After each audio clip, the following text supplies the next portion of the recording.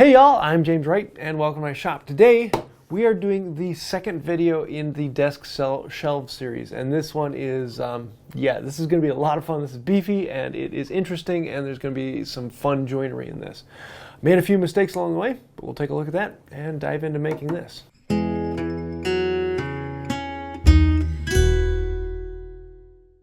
Once more, we will play our dangerous game of live oak. Yes, this is going to be a fun one. Big slabs of white oak. In the last video, we did all of the dimensioning and getting all of the materials ready for the work. Now we're actually going to do a lot of the joinery and the assembly and getting this into a set of shelves. Now these are white oak, 1 inch thick, by 13 inches long, so they take quite a solid stroke, and so I was having problems with it on the shooting board and found you just go back to doing it freehand. Freehand is just so much easier and simpler, and I have a couple videos on how to shoot freehand without a shooting board, and you can get a really nice clean edge without the need of a shooting board, and I kind of like doing that for larger things like this. Next, we're going to set up holes for the legs to go through, and they need to be in a specific distance. So we're setting up the mortising gauge so that 2 pins are in the standard distance. And then we are also going to be marking off the ends of the boards to create a little nesting hole. This will actually be a bridle joint that goes into the leg as well. So we're going to create this little bridle joint notch in, and I want it to go halfway into the leg. And if it's going to be a bridle joint, that means that the notch needs to be 1/4 the thickness of the leg. So we chop down from either side and then come in with a chisel and chop out, much like dovetails, but bigger. So for this, you can chop in close to the line, but not into the line, and then come in from the end and pop out the little piece. And then chop in a little deeper, and then come in from the end and pop out the little piece. And so it's a process of creating a stop cut and then coming in and breaking down to it. Then once you're in a significant distance, you can go right into the marking gauge line and give yourself a nice clean shoulder. Now here I'm actually cutting these correctly at 1/4 the thickness of the leg in. Later on I thought, oh man, I should have cut it at 1/2 the thickness because I want it to go in 1/2 way into the leg. Forgetting that there's also going to be a bridle joint cut into the leg that these house into. And so, I made a mistake there, and now the shelf slides up and down the leg, and so I'm going to have to fix that later on. But we'll cover that a little later. Next, we're going to take the top plate, and we need to create a hole for the leg to go all the way through it. And this leg will fit the leg into it, as well as it will fit a wedge into it. And on this one, we're going to cut a square hole the size of the leg, and the leg will slide through that and then slide over. And so there'll be a notch halfway into the leg that will then capture the top of the shelf and hold it in place. To get rid of most of the waste, we're going to use a huge 1.5 inch auger bit. This is one of my wood owls. They are a lot of fun to use, and they march right through this with a nice clean hole. Drill from one side, use the tip then to fit the other side so that you get a nice entry and exit wound on both sides, which don't really matter as much because we're going to be then squaring this hole up. So then I'm going to sharpen up a chisel and go to town chopping this round hole into a square hole. And on this first one, I thought, I'm going to try and chop it all from one side. So I put a backing block in to support the back so I wouldn't be chopping out things. Unfortunately, I chose a wood that was a little too soft, and I ended up blowing out little chunks on the other side. So I had to glue those back in. What I ended up doing on the rest of them was actually transferring the lines all the way around the board so that I could chop in from both sides. As soon as I noticed I was blowing out the other side, I thought, let's stop and file this back, kind of treat it like a metal, turning a round hole into a square hole. That ended up taking a good bit of time. It was a good chance to learn and try, but in the end it wasn't quite worth it. So this first hole isn't quite as pretty as the others, but in the end it worked out well, and most of the hole is actually covered because once the leg goes through it, it slides over, and so it hides a lot of the imperfections. So it doesn't need to be terribly importantly perfect. I want to make sure that this is relatively tight. I want it to be able to something you have to pound into place, but not pound in too much. So we're going to wiggle it in and make sure that the hole will fit it.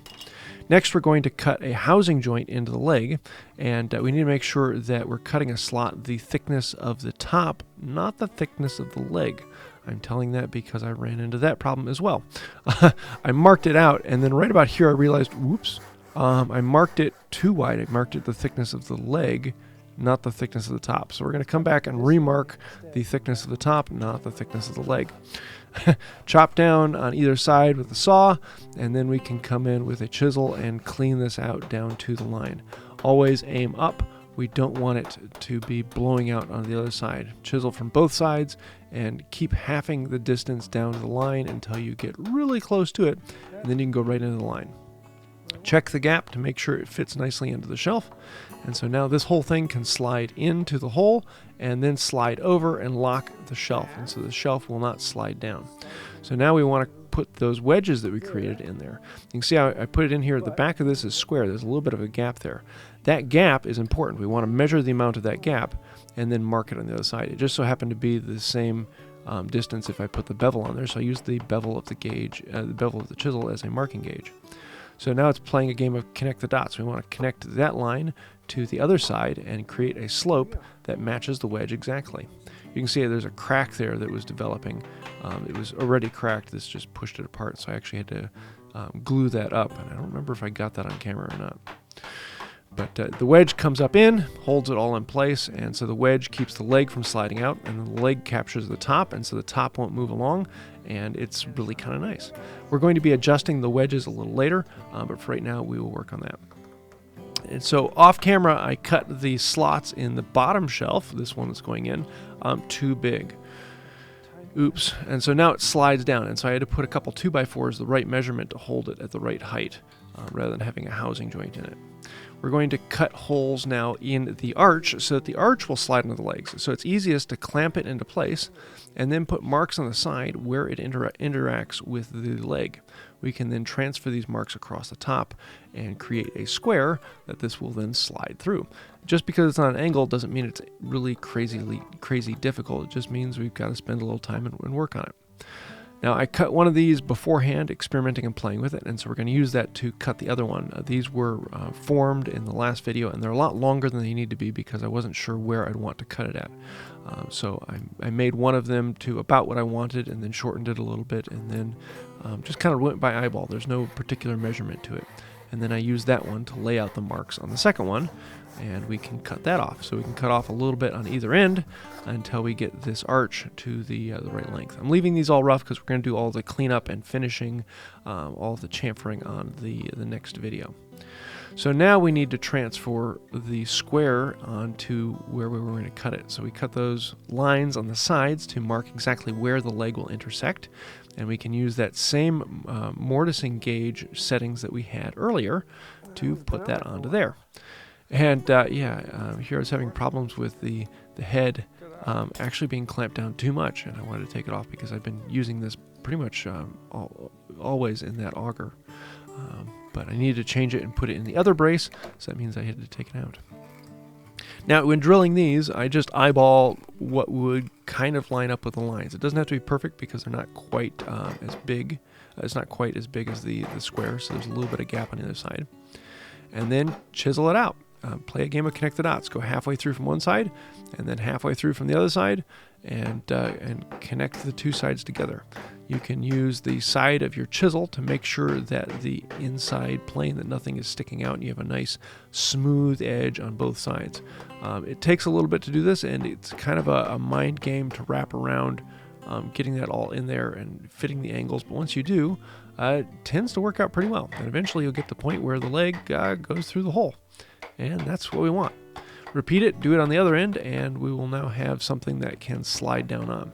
Now here you might see another problem that was popping up that was splitting out on the end here.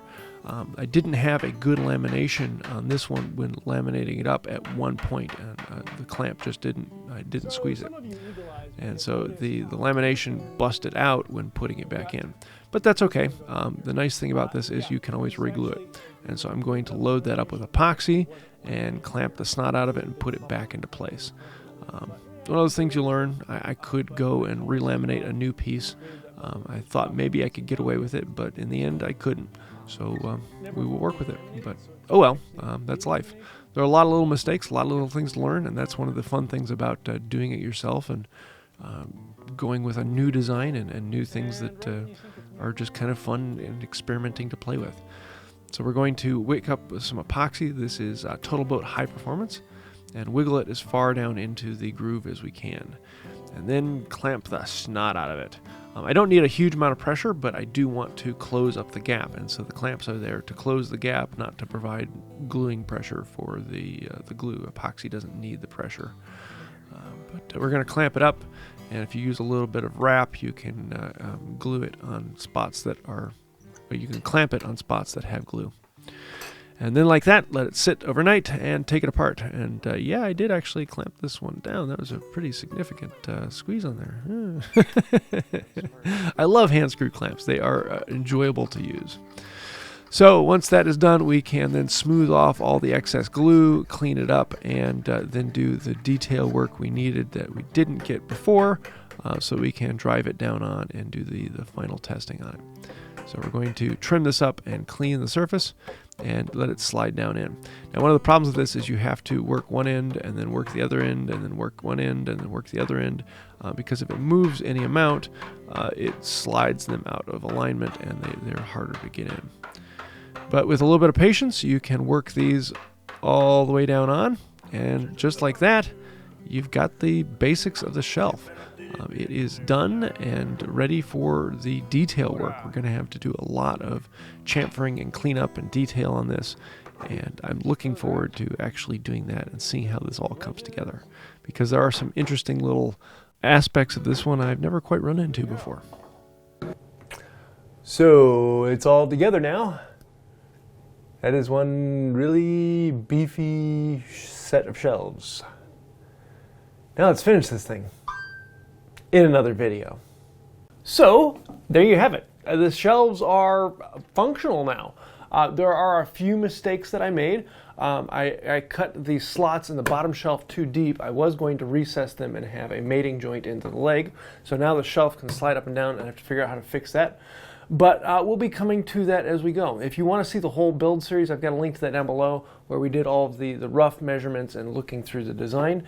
And I'll be having another video coming up where we'll do all of the detail and the cleanup on it and pinning things and the finishing on it. So stay tuned for that. This one it looks very, very beefy as its own in its own right. However, this is designed to go on to the desk that I built a while ago, which I have links to that down below. So it'll look a little bit more in place when it's on that. Plus, there'll be a lot of chamfering on it and things that will just visually make it a little bit lighter. So I'm really looking forward to that, and I'm liking how this is coming together. Love to hear your thoughts and ideas. What would you do differently? What would you think I should do in the next time? What do you think? What do you think I should do differently next time? I'd love to hear that. Also want to say a huge thank you to all the patrons on Patreon. Everyone who's scrolling over on the side, thank you. Honestly, without you, this channel wouldn't exist. If you want to help out without becoming a patron or a member, you can click the little buttons down below and like, comment, share, and subscribe. Those things really do help out the channel, so thank you for that.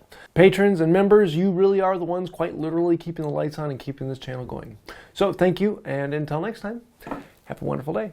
Well, if the project were done, I would say you could just shelve this topic, but I think we're going to have to wait on that one.